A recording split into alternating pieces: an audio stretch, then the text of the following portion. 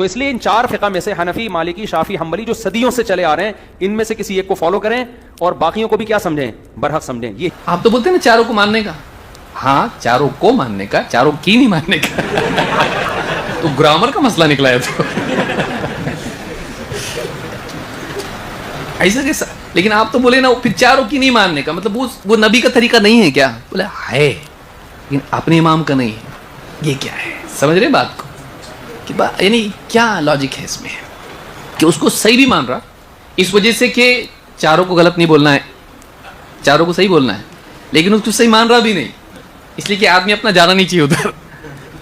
تو یہ جو طریقہ ہے یہ وہ جان رہا ہے کہ وہ دیکھیے کتنا دو کانٹرڈکشن جمع کر رہا ہے، وہ تضاد جمع کر رہا ہے. وہ ایک طرف یہ مان رہا ہے کہ وہ نبی کا طریقہ ہے، یہ ایک طرف مان رہا ہے کہ وہ صحیح ہے، لیکن پھر بھی کہہ رہا ہے تیرے لیے اجازت نہیں. صرف اس وجہ کس کی کیا ہے؟ اس کی وجہ ہے کہ اپنے امام کا طریقہ نہیں. تو امام کی وجہ سے نبی کا طریقہ اس کے لیے منع ہو رہا ہے. بڑا کون؟ امام کے نبی. نبی امام کا محتاج ہے؟ امام نبی کی دلیل کا محتاج ہے؟